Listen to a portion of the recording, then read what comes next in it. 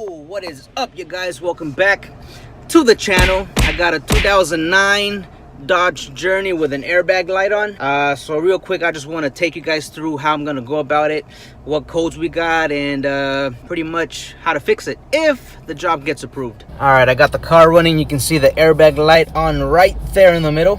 159,000 miles on this truck or car, Dodge Journey, I don't know what it is, but check this out. Code scan on this car, and you can hear the light beeping because it's scanning everything. But what I'm worried about is right there, B1B02 driver airbag squib 1 circuit open. What the heck is a squib? It's probably just a circuit that's used in an airbag, some fancy keyword, I don't know. But when I think squib, I think squid, I think like fish. All right, so B1B02. Let's go into the airbag and see what kind of information we can get on that B1B02 under troubleshooter.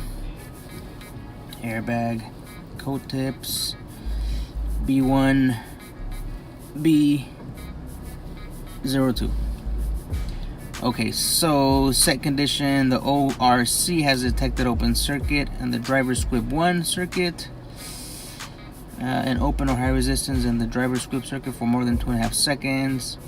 There's DTC from an active stored. Okay, so you guys can pause this if you want to read it, but it's pretty much an open circuit or high resistance in the driver squib 1 line. Possible causes: clock spring, driver airbag, ORC controller, which is driver airbag is right here, and the airbag light is on right there. Ignore the seatbelt light on because I don't have a seatbelt on right now, but seatbelts can also trigger the airbag light to be on, just so you know. Let me go into some data real quick under the airbag module. So let's go here.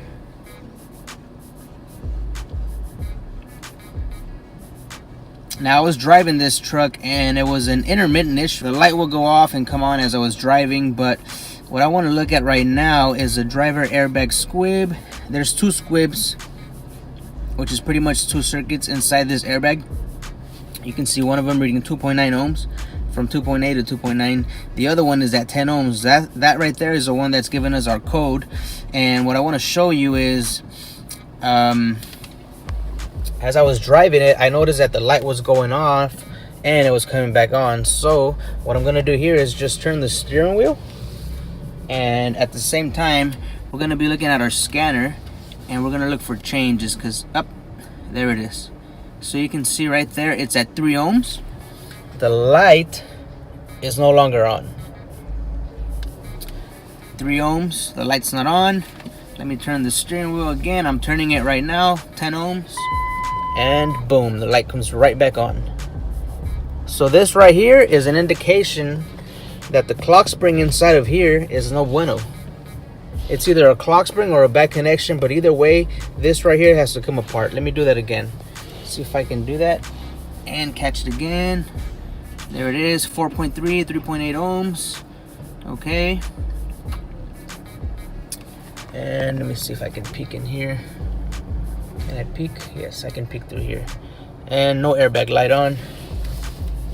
Okay. 4 ohms, 3 ohms. Okay, it's back at 10 ohms, and you can see the light comes right back on. So there's a problem with the clock spring or a poor connection in there. That's a very common issue on this Dodge Journey. So what I'm going to do right now, you can see that right there, I'm going to recommend this airbag. If they buy it, I mean not the airbag, I'm going to recommend the clock spring that's inside of here. And once I take it apart, I'm going to look for poor connections and see if anything else is going on in there. But clock spring is a very common issue on this car, so that's what I'm going to recommend on this one. I know I'm kind of throwing parts at this car, but it's a very common issue, and by me sitting here and turning the steering wheel and the resistance changing like that, that right there is a dead indication of a clock spring issue. And you can see the light going off when it hits about 2 ohms. So all right, 3.3 ohms right there, the light is gone. You can see it's completely gone. So I'm going to recommend it right now, and if they buy it, I'll show you the repair. And if they don't buy it, that's it for this one, homies. Quick diagnostic on an airbag light on 2009 Dodge Journey with a clock spring issue. All right, so that was it. That was just a quick little diagnostic video because the customer did not want to buy anything. And you know what? Matter of fact, I wasn't gonna post that video, but I figured somebody's gonna benefit from it, so let me just post it anyways. But it's already 5 o'clock. My day's over. I gotta take off. I'm going home right now. But there's something I want to show you guys. I just got a message that some of my packages got dropped off, so I want to show you what's in those packages. I'm gonna take off right now, about to drive home, and I think it's 1 or 2 packages that I got. But yeah, let's go home and open up some packages, because who doesn't like opening packages?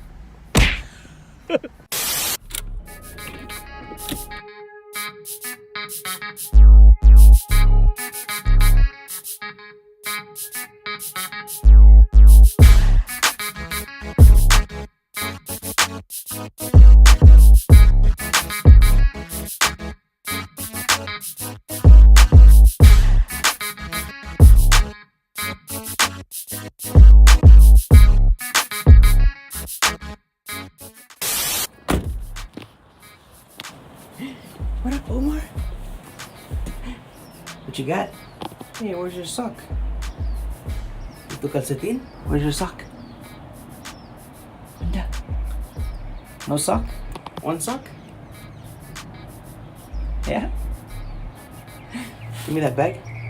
In that box. Alright guys, so this is what I've been waiting for right here. We got a bag here and we got a box. Now keep in mind, these right here are just samples, so we're gonna see what's in them right now, and then you guys tell me what you think about it, and then from there we'll go on if you know we're gonna make this thing happen or not. So let me go ahead and open them up and see what's in there. All right, here we go. Check it out. All right, this is just a sample right here, but let's see what's in here.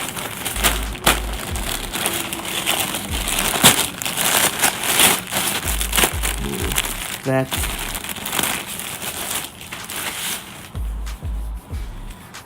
Yeah, buddy. Check this out.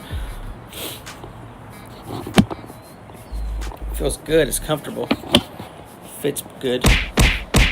So this right here is a Gildan. It's a 50-50. I think it's 50 cotton, 50 polyester, but it is comfortable. Love the design. I did this myself. So let me see. I can't see how it looks. Let me flip it over. What happened here? Look at this. Yeah.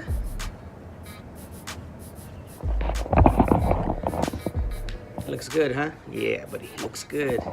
Guys, take a look at my hat. I've had this hat for a while, and look at it. This is what I have to do to it.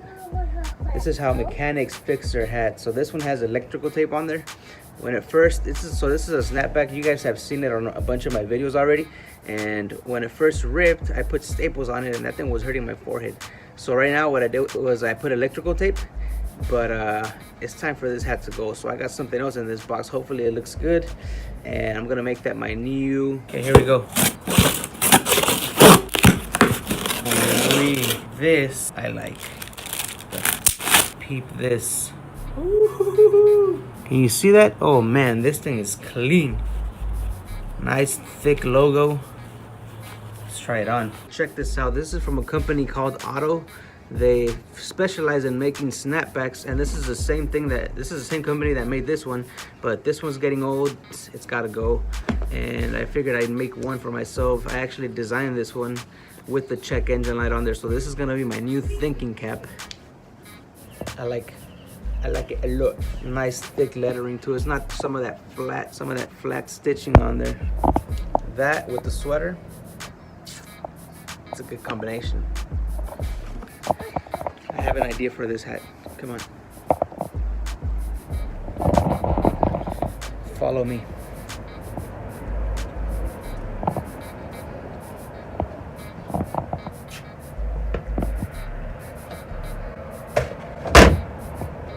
Yeah, buddy. So yeah, guys, let me know what you guys think about this. If you think I should be dropping some of these sweaters, these hats, I can also make them available for you guys.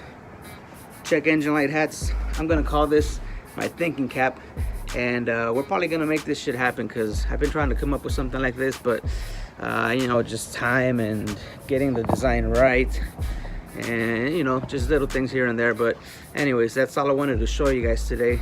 I actually came home I waited a little bit. I mowed my lawn because that's shit that you gotta do when you come home. And let me show you guys what I found. And I come over here, I don't know if you guys know this, but I got some floodlights here so that at night it lights up on this pillar right here. Let me show you what it looks like on another one. So I got a pot light right there. It's pretty hidden, but at night this thing looks clean right here, lighting up on the pillar, you know, with all the good texture on there and everything. So I'm mowing the lawn and I see that this fucking light's missing right here. My light's gone, so I'm like, how the fuck is this light gone?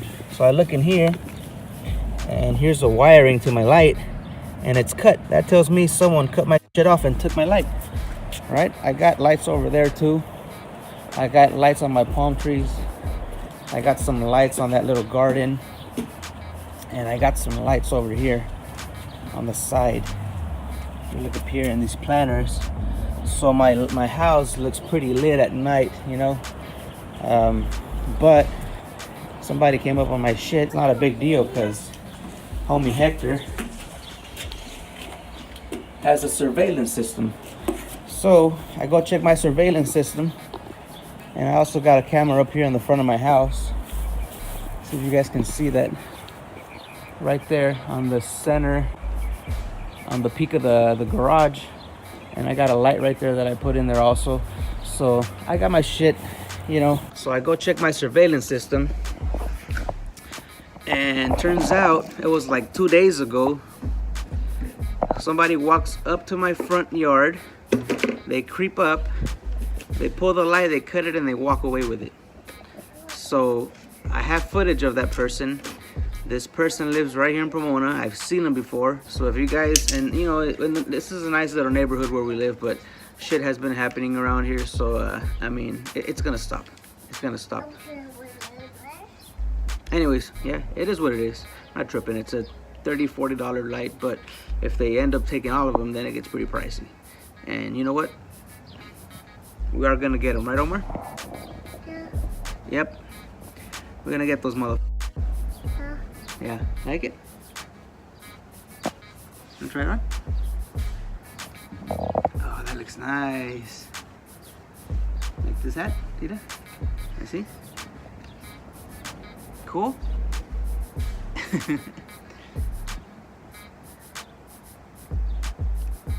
Guys, I'm gonna end it right here. I'll see you on the next one.